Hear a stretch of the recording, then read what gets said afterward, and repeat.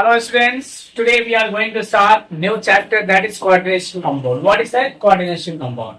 Coordination compound has very important role in our life. What is that? Means hemoglobin is, what is hemoglobin is coordination compound and chlorophyll also a coordination compound. Yes? So let us start our topic. What is the coordination compound? Coordination compound को हम लोग start करने जा रहे हैं और उसमें देखेंगे कोऑर्डिनेशन कंपाउंड्स होते हैं। उस कोऑर्डिनेशन कंपाउंड हम लोग पहले स्टार्ट करें उससे पहले कुछ टॉपिक हमको देखना होगा। ठीक है, हम क्या डिस्कशन करते हैं? Addition compound. क्या डिस्कशन करने चल रहे हैं? Addition compound. when two or more compounds combine to form a compound in stoichiometric ratio or in stoichiometric ratio is known as addition compound. What is when two or more compound क्या देखा बेटा हमने? तो when two or more compound combine to form compound is known as addition। जैसे KCl एक compound है, MgCl2 compound है और H2O भी एक कंपाउंड है और ये कंबाइन करके क्या बना लेते हैं? KCl MgCl2 into 6H2। इसे हम लोग क्या कहते हैं? कार्मेलाइट। क्या बोलते हैं? कार्मेलाइट। और ये क्या है आपका? Addition compound. एक एडिशन कंपाउंड का एग्जांपल हो गया। दूसरा हम लोग देखते हैं, बेटा ध्यान देंगे, हम लोग मोहर साल्ट देखते हैं। यह FeSO4 NH4 whole twice SO4 into 6H2। ये क्या हो गया आपका? ये आपका हो गया मोहर साल्ट। क्या है बेटा? ये भी मोहर साल्ट है। ये भी क्या आपका? एक एडिशन कंपाउंड है। ध्यान देंगे, एडिशन कंपाउंड है। दूसरा हम लोग क्या देखते हैं? Potassium A2SO4 Al2SO4 whole thrice N224 H2O। इसको हम लोग क्या कहते हैं? एलन। क्या बोलते हैं? एलन। ये भी कौन सा है? एक एडिशन कंपाउंड। वो कुछ बुक में इसको सिंपलेस्ट फॉर्म में करके लिखा गया है, एनसीईआरटी में इस तरीके से ना लिख के इस तरीके से लिख दिया गया है। ये AlSO4 whole thrice into 12H2O। तो ये भी क्या है? ये दोनों सेम चीज है। इसका सिंपलेस्ट फॉर्म करके यहाँ पे लिख दिया गया है। तो ये हो गया आपका एडिशन कंपाउंड। अब देखिए एडिशन कंपाउंड को जो है टू पार्ट्स में डिवाइड किया गया है। क्या है? Addition compounds are divided into two parts on the basis of dissociation. Addition compounds are divided into two parts on the basis of dissociation, means on the basis of ions they produce। Okay, so let us start this। अब हम लोग क्या देख रहे हैं कि addition compound को two parts में, किसमें? Addition compounds are divided into two part on the basis of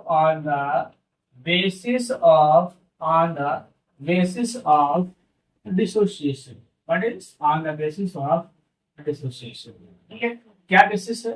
ठीक है, on the basis of dissociation they are divided into two parts। first is double salt। what is beta? double salt। and second is coordination compound। what is the second is coordination compound। ठीक है, अब देखिए यहाँ पे double salt और coordination compound में क्या difference है। ठीक है, अब देखिए यहाँ पे जैसे इससे पहले हम लोगों ने देखा था कि एडिशन कंपाउंड हमने देखा था। अब देखो यहाँ पे डबल सॉल्ट और कोऑर्डिनेशन कंपाउंड। डबल सॉल्ट क्या होते हैं? देखो यहाँ पे हम लोग ध्यान देंगे, जैसे यहाँ देखते हैं हम लोग, तो यहाँ पे हम लोग क्या देखेंगे? देखो यहाँ पे ये आपका हो गया फेरस अमोनियम सल्फेट, जिसे हम लोग क्या कहते हैं? डबल सॉल्ट कहते हैं। अब देखिए यहाँ पे अगर इसको हम लोग ध्यान देंगे बेटा, इसको डिसोशिएट करते हैं। क्या इसको डिसोशिएट करते हैं? मतलब इसको अगर वाटर में एक्वा सॉल्यूशन में डिसॉल्व करते हैं तो क्या होता है?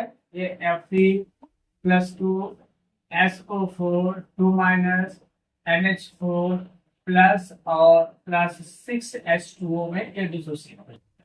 ध्यान देंगे, इससे मतलब क्या हो जाएगा कि जो डबल सॉल्ट्स हैं वो क्या होते हैं? इसको हम लोग क्या कहते हैं? सॉलिड स्टेट में।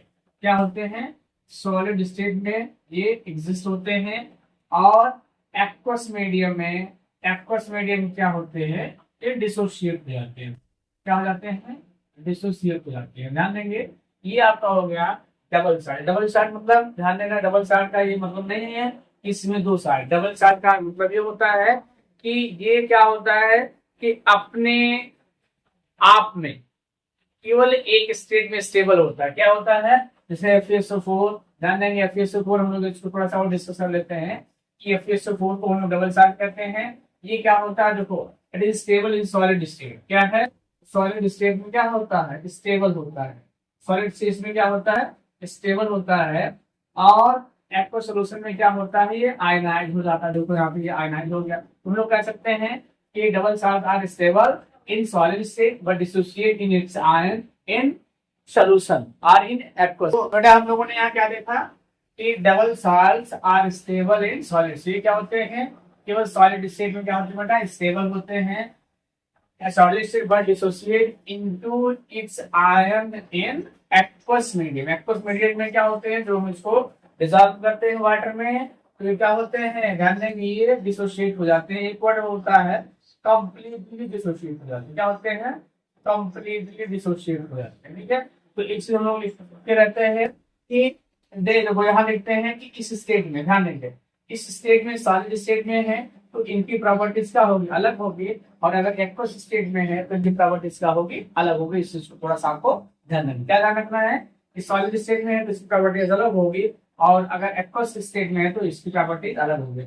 जैसे यहाँ पे ये आप यहाँ पे ये मूवर साल्ट जैसा बिहेव कर रहे हैं सॉलिड स्टेट में, लेकिन अगर एक्वस सोल्यूशन में ले लेंगे, डिसॉल्व कर देंगे, तो फेरस टेस्ट देगा, सल्फेट टेस्ट देगा और अमोनियम टेस्ट दे देगा। लेकिन हम लोग इस चीज को ध्यान में रखते हुए क्या देखते हैं कि देखो they lose their identity when they are dissolved in water। एक लाइन और ध्यान रखना है, they lose their identity when they are dissolved in water। तो हम लोग क्या देख रहे हैं? अब देखने चल रहे हैं, हम लोग क्या देखने चल रहे हैं? Coordination compound. क्या बेटा? Coordination compound. क्या होता है कोऑर्डिनेशन कंपाउंड? इस चीज को हम लोग यहाँ पे डिस्कस करेंगे। तो हम लोग क्या देख रहे हैं कि कोऑर्डिनेशन कंपाउंड्स क्या होते हैं। देखो यहाँ पे अगर कोऑर्डिनेशन, ये अगर कोई ऐसे एडिशनल साल्ट है, ध्यान देंगे कोई एडिशनल साल्ट है या आप एडिशन प्रोडक्ट है, ठीक है, एडिशन कंपाउंड है, और इसको अगर आप वाटर में डिजॉल्व कर रहे हैं तो क्या करता है कि इसका पार्शियल आयनाइजेशन होता है। देखो पार्शियल आयनाइजेशन होता है। अगर इसका क्या होता है बेटा? पार्शियल आयनाइजेशन होता है। ध्यान दीजिएगा पार्शियल आयनाइजेशन होता है, तो इसको हम लोग क्या कहते हैं? इसको क्या कहते हैं? Coordination compound. पुनः एक बार ध्यान दीजिए कि ये क्या होते हैं? They are stable in solid, इस स्टेट में, सॉलिड स्टेट में, किस स्टेट में? They are stable in solid state and in aqueous state also। ध्यान देंगे किस स्टेट में? in aqueous state also। किस स्टेट में? ध्यान देंगे they are stable in solid state as well as aqueous state are in solution। अब देखिए यहाँ पे हम लोग क्या कर सकते हैं? the addition compound which do not lose their identity, which do not lose their identity when they are dissolved in solvent। देखो यहाँ पुनः एक बार ध्यान दो कि ऐसे एडिशन कंपाउंड जो सॉलिड स्टेट में और एक्वस स्टेट दोनों में अपनी आइडेंटिटी लूज नहीं करते हैं, आइडेंटिटी लॉस नहीं करते हैं, तो क्या कहलाते हैं?